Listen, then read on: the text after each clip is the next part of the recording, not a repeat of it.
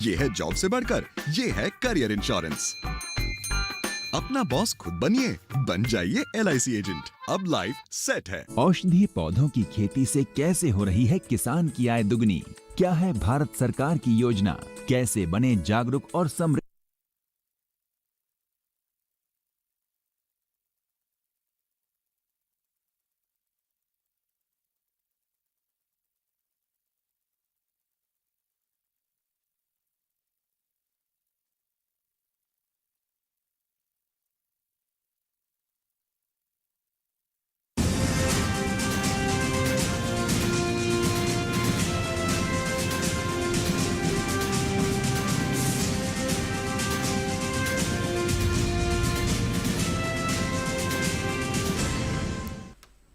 नमस्कार, किसान समाचार में आप सभी का स्वागत है। मैं हूं संतोष चौधरी। तो चलिए सबसे पहले शुरुआत करते हैं मुख्य समाचारों के साथ। महाराजा सुहेलदेव स्मारक का उत्तर प्रदेश बहराइच में प्रधानमंत्री नरेंद्र मोदी ने किया शिलान्यास। कहा, नए कृषि कानूनों के जरिए छोटे किसानों को होगा लाभ। साथ ही कहा कि यूपी सरकार ने गन्ना किसानों, चीनी मिले से जुड़ी हर समस्याओं का किया है निदान। राष्ट्रीय खाद्य सुरक्षा अभियान के तहत खाद्य फसलों का उत्पादन और उत्पादकता बढ़ाने के लिए सरकार की पहल। हर खेत को पानी और प्रति बूंद अधिक फसल का मकसद हासिल करने के लिए अब तक वितरित किए गए 2,74,600 पंप सेट। किसानों को दी जाने वाली सुविधाओं से किसान हुए लाभान्वित। धान की खरीद में पिछले वर्ष की खरीद के मुकाबले हुई 15.42% की वृद्धि। मौजूदा खरीफ विपणन सत्र में अब तक खरीदा गया 639.87 लाख मीट्रिक टन धान। धान खरीदी में अकेले पंजाब की हिस्सेदारी 202.82 लाख मीट्रिक टन, जो है कुल खरीद का 31.69%। सरकार देश में कर रही है धान की खरीदी। और भूस्थानिक डेटा के क्षेत्र में सरकार का बड़ा फैसला। नीतियों को उदार बनाकर क्षेत्र को किया जा रहा है नियंत्रण मुक्त। इससे जुड़े दिशा निर्देशों का मसौदा पत्र जारी। पीएम मोदी ने बताया, आत्मनिर्भर भारत के विजन में बड़ा कदम। उन्होंने कहा कि डिजिटल भारत को मिलेगा बहुत अधिक बढ़ावा। किसान भी लाभ उठाकर बढ़ाएंगे कार्य कुशलता। और देश भर में आज मनाया जा रहा है वसंत पंचमी का त्योहार। राष्ट्रपति, उपराष्ट्रपति और प्रधानमंत्री ने दी देशवासियों को शुभकामनाएं। आज भी की जा रही है विद्या की देवी मां सरस्वती की पूजा।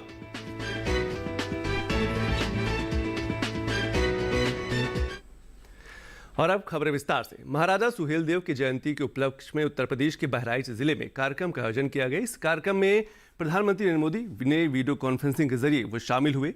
राज्यपाल आनंदीबेन पटेल और मुख्यमंत्री योगी आदित्यनाथ भी इस कार्यक्रम में वो मौजूद रहे।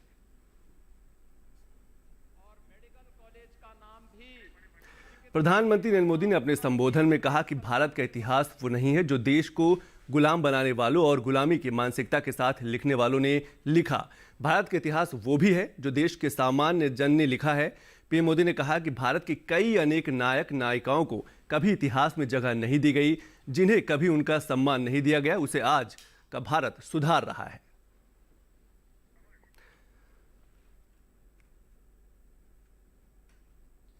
भारत का इतिहास सिर्फ वो नहीं है जो देश को गुलाम बनाने वालों, गुलामी की मानसिकता के साथ इतिहास लिखने वालों ने लिखा। भारत का इतिहास वो भी है जो भारत के सामान्य जन ने भारत की लोक गाथाओं में रचा बसा है। ये दुर्भाग्य है कि भारत और भारतीयता की रक्षा के लिए जिन्होंने जीवन समर्पित कर दिया, ऐसे अनेक नायक नायिकाओं को वो स्थान नहीं दिया गया जिसके वो हकदार थे।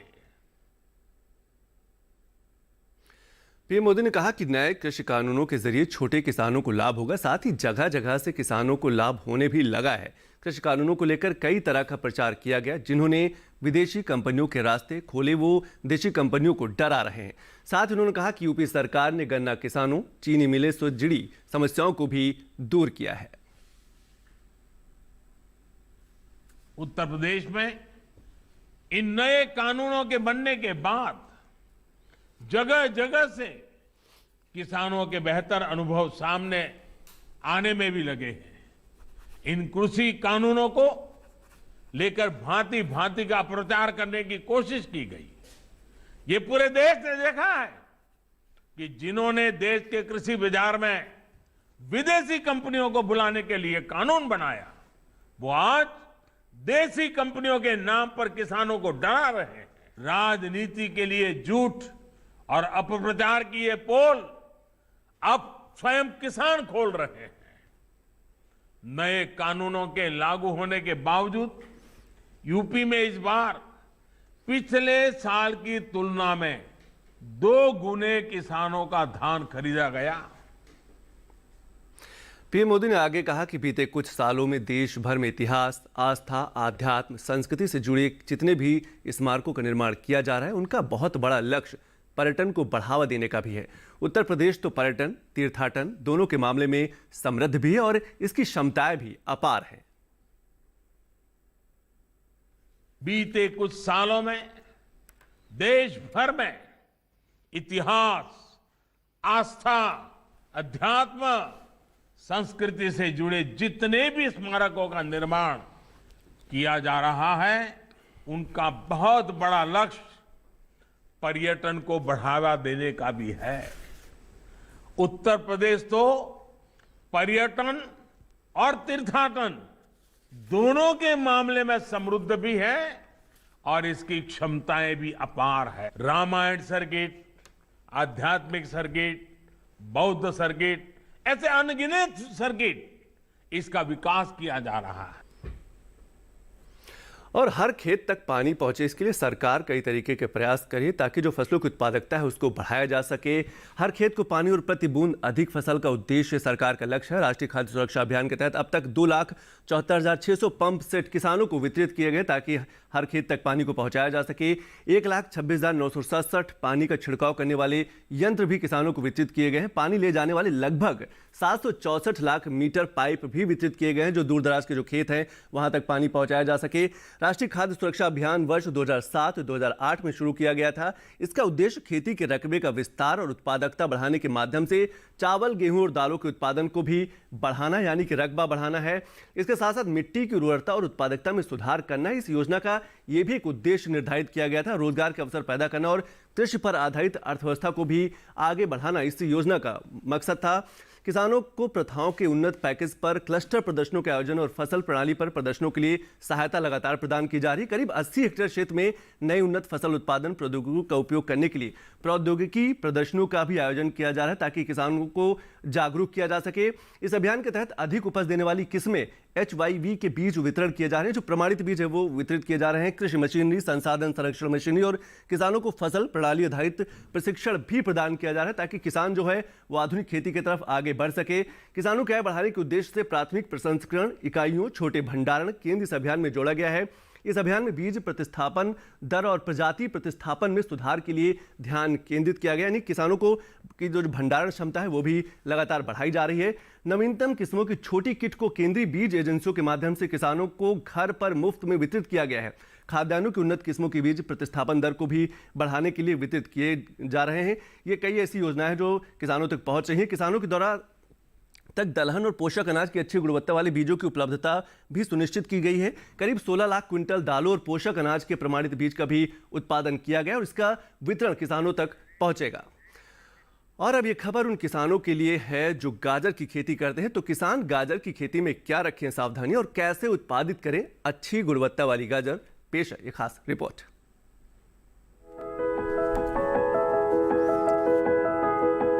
गाजर की खेती के लिए बलुई दोमट और दोमट मिट्टी सबसे अधिक ठीक रहती है। जिस खेत में आप गाजर बो रहे हो उसमें से पानी निकालने का पूरा प्रबंध होना चाहिए। मेड़ों पर फसल बोने से जलभराव का खतरा कम हो जाता है। 1 हेक्टेयर के लिए 5 से 6 किलो बीज पर्याप्त होते हैं। बोने से पहले खेत की मिट्टी को भुरभुरा बना ले। कतार से कतार के बीच की दूरी करीब 30 सेंटीमीटर होनी चाहिए। बोते समय 1 हेक्टेयर जमीन में 30 किलो नाइट्रोजन, 40 किलो फास्फोरस और इतनी ही मात्रा में पोटेशियम देनी चाहिए। बुआई के 25 से 30 दिन बाद 15 किलो नाइट्रोजन और दे दे और 45 से 50 दिन बाद भी 15 किलो नाइट्रोजन प्रति हेक्टेयर के हिसाब से दे दे। जब बीज उगाए तो 8 से 10 दिन के अंतराल पर सिंचाई करे। गाजर की फसल के साथ अनेक खरपतवार उगाते हैं जो भूमि से नमी और पोषक तत्व लेते हैं, जिसके कारण गाजर के पौधों का विकास और बढ़वार पर प्रतिकूल प्रभाव पड़ता है। इन्हें खेत से निकालना बहुत आवश्यक हो जाता है। निराई करते समय पंक्तियों से आवश्यक पौधे निकालकर मध्य की दूरी अधिक कर देनी चाहिए। साथ ही बढ़ी हुई जड़ों में हल्की निराई गुड़ाई करते रहना चाहिए। गाजर की फसल पर मुख्य रूप से छोटे छोटे कीड़े मकोड़ों का प्रकोप होता है। इसकी रोकथाम के लिए नीम का काढ़ा पंप की मदद से 10 से 15 दिन के अंतराल पर छिड़काव करें। गाजर की फसलों में आर्द्र गलन रोग के कारण बीज के अंकुरित होते ही पौधे संक्रमित हो जाते हैं, जिससे तने का निचला भाग जो भूमि की सतह से लगा रहता है सड़ जाता है। फलस्वरूप पौधे वहीं से टूटकर गिर जाते हैं। इस रोग की रोकथाम के लिए विशेषज्ञों की सलाह पर बीजोपचार कर ले। गाजर की जड़ों की खुदाई तभी करें जब वे पूरी तरह से विकसित हो जाएं। खेत में खुदाई के समय पर्याप्त नमी रखें। साथ ही फसलों को सुखाकर उचित स्थान पर भंडारित करें। और अब बात करेंगे एपेडा के उन प्रयासों की जिसमें अंगूर में सॉफ्टवेयर का प्रयोग करके अंगूर की खेती में कैसे वो पारदर्शी तरीके से लोगों को, किसानों तक वो बढ़ा रहा है और जिसका निर्यात है उसको भी बढ़ावा देने का प्रयास किया जा रहा है। ग्रेपनेट भारत से यूरोपीय संघ को निर्यात किए जाने वाले ताज़ा अंगूरों का प्रमाणन और ट्रांसबिलिटी एक सॉफ्टवेयर है, इसका प्रयोग किया जाएगा। एपेडा अंगूर की फसल को खेत से लेकर उसके निर्यात किए जाने तक पूरी तरह से निगरानी कर सकेगा, यानी कि पारदर्शी तरीके से कार्यक्रम को आगे बढ़ाया जाएगा। यह प्रणाली सभी स्तर तक कंसाइनमेंट के विवरण का पता लगा सकती है, यानी कि स्टेप टू स्टेप जो जानकारी वो पता चलती रहेगी। ग्रेपनेट में ब्लॉकचेन तकनीकी के इस्तेमाल से सॉफ्टवेयर कहीं अधिक सुरक्षित हो जाएगा, यानी कि जो किसान है और जो कंपनी है उसके बीच सामंजस्य बैठेगा। ब्लॉकचेन तकनीकी अंगूर के उत्पादन और उसके प्रसंस्करण तक में शामिल सभी गतिविधियों की निगरानी करने में भी मदद करेगा। अंगूर के उत्पादन के लिए खेतों के चयन से लेकर ग्राहकों तक वितरित किए जाने की जो गतिविधियां हैं उस पर इस सॉफ्टवेयर के माध्यम से निगरानी रखी जाएगी। नए सॉफ्टवेयर के जरिए सभी प्रक्रियाओं का रिकॉर्ड जो है वो रखा जाएगा और उसमें ट्रांसपेरेंसी यानी कि पारदर्शिता भी रहेगी। ग्राहकों को किसी भी स्तर पर निगरानी, ग्राहकों की जो है किसी भी स्तर पर निगरानी की जा सकती है। उनका सामान भंडारण गृह तक पहुंचा कि नहीं पहुंचा, ये सारी निगरानी रखी जा सकती है। ब्लॉकचेन तकनीकी के तहत एक साझा अपरिवर्तनीय बही खाता होता है जो एक बिजनेस नेटवर्क में लेन देन का रिकॉर्ड रखता है। एक ब्लॉकचेन नेटवर्क के जरिए परीक्षण रिपोर्ट, कंसाइनमेंट, उत्पादन और दूसरी कई चीजों की निगरानी एक साथ की जा सकती है। सदस्य जो है लेन देन के सभी विवरणों का शुरुआत से लेकर अंत तक देख सकते हैं कि उनके जो डाटा है उसमें अब तक क्या कुछ हुआ है। ऐसा होने से सदस्य का भरोसा बढ़ता है, साथ ही नई क्षमता के विकास के अवसर भी मिलते हैं। इसके साथ ही एपेडा ने अपने हितधारकों के लिए एक सुरक्षित, क्षमतावान, प्रभावी सिस्टम तैयार किया है जिससे पारदर्शिता है वो बढ़ती रहेगी। और भूस्थानिक डेटा का संकलन प्रौद्योगिकी का इस्तेमाल कर मानचित्र तैयार कर विश्लेषण करने में मददगार होता है, जिसकी बदौलत जीवन की दैनिक आवश्यकताओं को पूरा करने के लिए सटीक सूचना मिलती है। यह क्षेत्र अब तक नियंत्रित था, जिसे अब निजी क्षेत्र के लिए भी खोल दिया गया है। मोटे तौर पर देखें तो व्यवसाय, कृषि और जीवन के कई क्षेत्रों के लिए बिल्कुल नए मौके खुल गए। कैसे, पेश है इस खास रिपोर्ट में। देश में मानचित्र निर्माण अब पूरी तरह से नियंत्रण मुक्त हो गया है। इस मकसद से डेटा सेट्स के मानचित्र बनाने और लोकतंत्रीकरण के लिए केंद्र सरकार ने नया दिशा निर्देश जारी कर दिया है।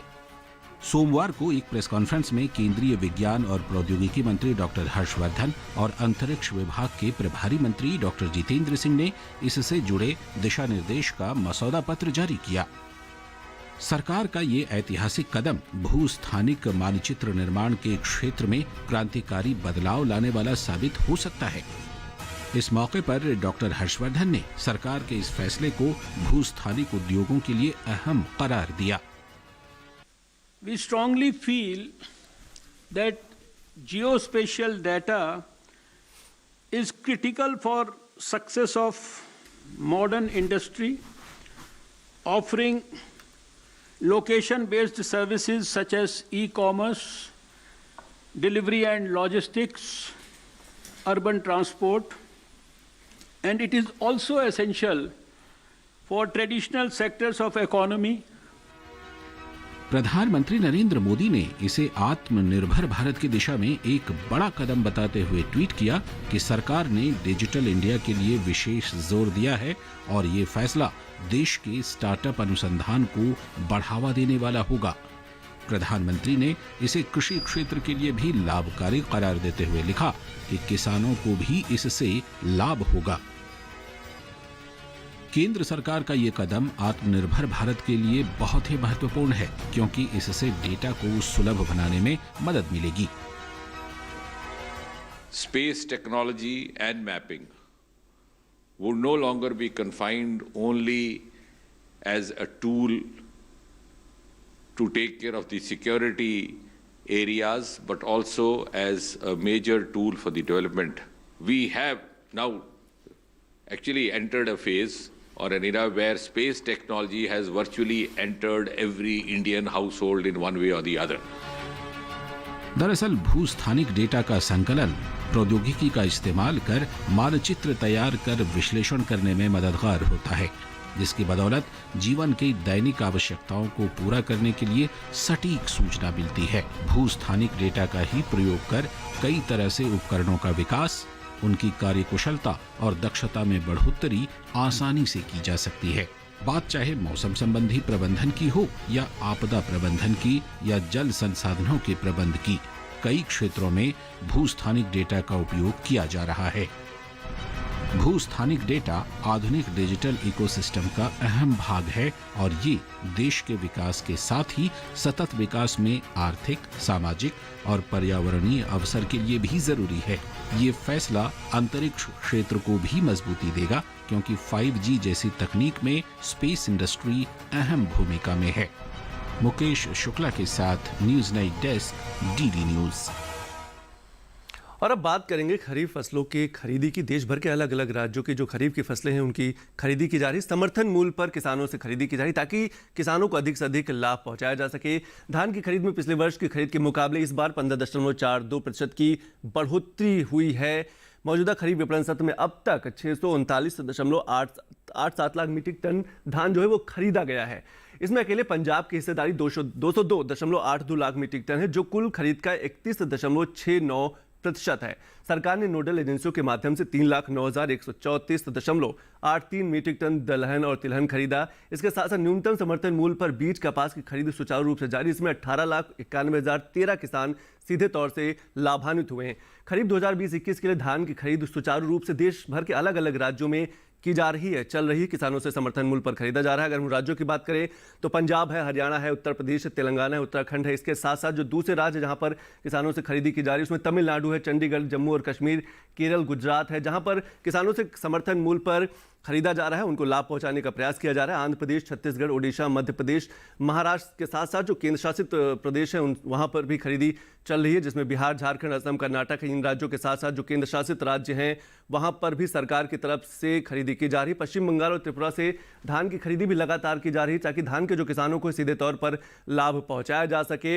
इस वर्ष में अब तक की गई धान की खरीद में पिछले वर्ष के मुकाबले 15.42% की वृद्धि देखी गई, यानी पिछले वर्ष की अपेक्षा इसमें इस वर्ष ज्यादा खरीदी की गई है। 91.92 लाख किसानों को अब तक खरीदे गए धान के समर्थन मूल्य पर 1,20,808.81 करोड़ रुपए का भुगतान किया गया है। मूल्य समर्थन योजना यानी कि PSS के तहत 51,92,000 मीट्रिक टन दलहन और तिलहन की खरीद को भी सरकार ने स्वीकृति प्रदान कर दी है। आंध्र प्रदेश, कर्नाटक, तमिलनाडु और केरल राज्यों से 1.23 लाख मीट्रिक टन खोपरा खरीद के लिए भी स्वीकृति की गई है। 18,91,013 किसानों को 26,646.24 करोड़ रुपए के MSP मूल्य पर कपास के लगभग 91,36,156 गांठों की खरीदी सीधे तौर पर किसानों से की जा चुकी, यानी कि जो कपास की खेती करने वाले किसान हैं उनको भी लाभ पहुंचाया गया है। और अब बात गंगा नदी के प्रदूषण से निपटने के लिए तैयार की जा रही एक सुलभ तकनीक की करते हैं। एक अनुमान के मुताबिक बड़ी संख्या में भारतीय आबादी जहरीली धातुओं के घातक स्तर के साथ पानी पीती है। 21 राज्यों में 153 जिलों के लगभग 23 करोड़ लोग पानी पीते हैं, जिसमें अस्वीकार्य रूप से उच्च स्तर के जहरीले धातु आयन होते हैं।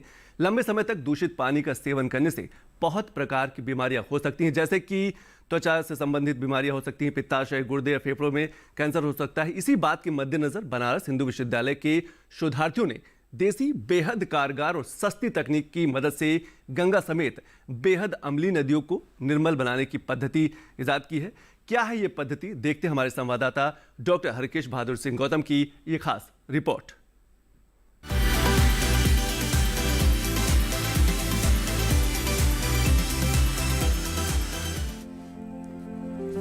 गंगा समेत बेहद अम्लीय नदियों को निर्मल बनाने के लिए IIT BHU के युवा वैज्ञानिकों ने बेहद सरल, कारगर और सस्ती तकनीक इजाद की है। IIT BHU में धान की भूसी और आयरन से एक ऐसा पाउडर एडजर्वेंट तैयार किया गया है जिससे गंगा में अपशिष्ट पदार्थों और भारी धातु और आयनों जैसे विषाक्तों को खत्म किया जा सकेगा। दरअसल गंगा में ही हेक्सावेलेंट क्रोमियम यानी क्रोमियम 6 पाए जाते हैं जो कैंसर, किडनी व लीवर फेलियर जैसी जानलेवा रोगों को जन्म देते हैं। इस पाउडर के उपयोग से जल में मौजूद हानिकारक हेक्सावेलेंट क्रोमियम को क्रोमियम 3 में परिवर्तित किया जा सकता है। इससे उसकी विषाक्तता खत्म हो जाती है। यह शोध प्रख्यात journal of environmental chemical engineering में प्रकाशित हो चुका है। मेरा जो काम है वो मेनली गंगा के पानी को शुद्ध करना है।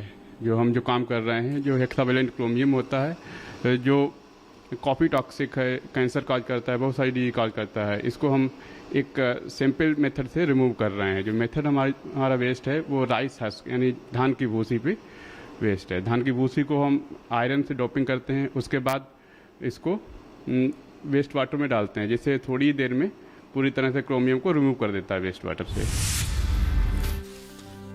यह इको फ्रेंडली एडजर्वेंट संस्थान के बायोकेमिकल इंजीनियरिंग विभाग में डॉक्टर विशाल मिश्रा और उनके मार्गदर्शन में पीएचडी छात्रों वीर सिंह और ज्योति सिंह ने तैयार किया है। डॉक्टर विशाल मिश्रा ने बताया कि 1 लीटर पानी में 1 ग्राम पाउडर के उपयोग से ही क्रोमियम तत्काल अवशोषित हो जाता है। उन्होंने बताया कि उन्नाव से कानपुर जोन में क्रोमियम बहुत ज्यादा निकलता है। इस पर सरकार यदि चाहे तो इस विद्या से आसानी से गंगा के इस खतरनाक रासायनिक प्रदूषण को रोक सकती है। उन्होंने बताया कि शोध का एक सामाजिक पहलू यह भी है कि धान की भूसी हर जगह आसानी से उपलब्ध है। ये शोधार्थी गंगा की सफाई के लिए उन्नाव कानपुर के बीच गंगा में इसके प्रयोग की योजना पर भी काम कर रहे हैं। हम लोगों ने अपनी लैब में 2 तरह के अवशोषकों को डेवलप किया है। 2 तरह के एडजॉर्बेंट्स हमने बनाए हैं और इन एडजॉर्बेंट्स में हमने ये क्वालिटी दी है कि ये क्रोमियम 6 को क्रोमियम 3 में किसी पानी के अंदर, किसी दूषित जल के अंदर परिवर्तित कर देते हैं, जिस प्रोसेस को हम रिडक्शन कहते हैं, जो सरफेस पे होता है इस एडजॉर्बेंट के। एक एडजॉर्बेंट हमने बनाया है धान की भूसी से, जिस पर हमने आयरन के आयंस को डोप किया है, और दूसरा एडजॉर्बेंट हमने बनाया है नैनो पार्टिकल से, जिसमें हमने हल्दी के एक्सट्रैक्ट को और मौसमी की छिलके के एक्सट्रैक्ट को इस्तेमाल करते हुए उसमें ये रिएक्शन कराया है। ये हम लोगों ने टेस्ट किया है। इसका सबसे ज़्यादा एप्लीकेशन गंगा जी के पानी में उन जगहों पे है जहाँ पे क्रोमियम का पोल्यूशन हो रहा है, जैसे कि उन्नाव कानपुर बॉर्डर में जो बेल्ट है गंगा जी की, उसमें क्रोमियम काफ़ी मात्रा में आता है आसपास की इंडस्ट्रियल यूनिट से। तो उसमें इसको हम कर सकते हैं, एक फिक्स बेड बनाकर नदी के बीच में इसको पैक करके एडजॉर्बेंट को रखा जा सकता है, और जो भी जल इससे फिल्टर होकर आगे बढ़ेगा, इसको टच करके आगे बढ़ेगा, उसका क्रोमियम 6 क्रोमियम 3 में कन्वर्ट होकर नदी में इस एडजॉर्बेंट के ऊपर चिपक के निकल आएगा। दूसरी बात यह कि इस एडजॉर्बेंट को कई बार इस्तेमाल किया जा सकता है, लगभग कुल मिला के 5 साइकिल्स तक, तो इससे इसकी खर्चा और खपत और भी कम हो जाती है। आयरन धातु पर धान की भूसी की कोटिंग कर देते हैं, जिस पर भूसी चिपक जाता है। इसके बाद पानी में व्याप्त क्रोमियम 6 से क्रिया करके उनके इलेक्ट्रॉन को बदल देता है, जिससे नुकसानदेह तत्व खत्म हो जाता है। क्रोमियम 6 की तुलना में क्रोमियम 3 100 गुना कम विषाक्त होता है और यह पानी में कम घुलनशील होता है, जिसके कारण इसको आसानी से अवशोषित किया जा सकता है। सबसे खास बात यह है कि यह पाउडर pH 2 मान वाले जल में भी काम करता है, यानी कि पानी चाहे जितना भी अम्लीय हो, यह तकनीक उसे निर्मल बना ही देगी। बायोकेमिकल डिपार्टमेंट के शोध का फायदा सीधे गंगा जी को मिल रहा है। गंगा जी को स्वच्छ करने में ये जो शोधार्थी हैं, इनकी यह प्रक्रिया, इन्होंने जो शोध किया है वह तो काम आएगा ही, साथ ही किसानों की आय बढ़ाने में भी भूमिका निभाएगा, क्योंकि यह सफाई धान की भूसी से होगा। धान जो किसान पैदा करते हैं, और जब उसकी खरीद होगी इस काम में, तो उन्हें निश्चित रूप से आय का फायदा होगा। कैमरा पर्सन अजय सिंह के साथ doctor Harkesh Bahadur Singh Gautam, DD news, Varanasi.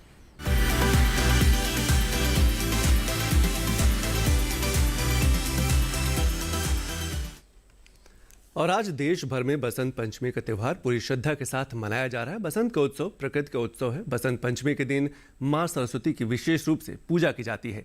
इस दिन विद्यार्थी, लेखक और कलाकार देवी सरस्वती की उपासना करते हैं। बसंत पंचमी को श्री पंचमी और ज्ञान पंचमी भी कहा जाता है।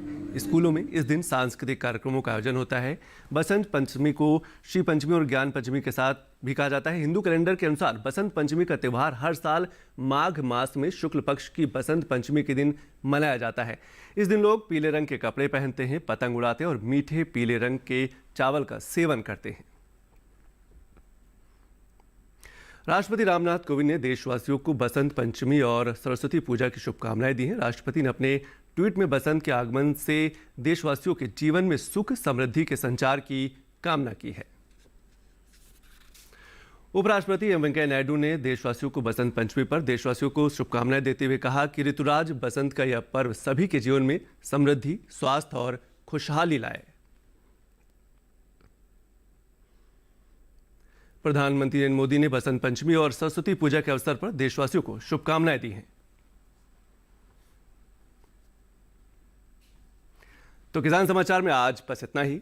नमस्कार।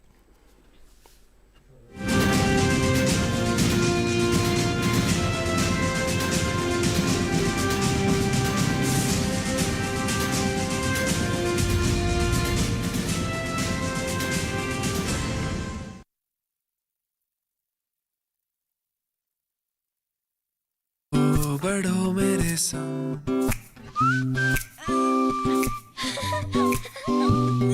बढ़ो बढ़ो बढ़ो मेरे संग, बढ़ो बढ़ो बढ़ो बढ़ो। कुछ इसी तरह बच्चों के साथ साथ बढ़ते हैं LIC के चिल्ड्रंस प्लान्स, जो दे आकर्षक भुगतान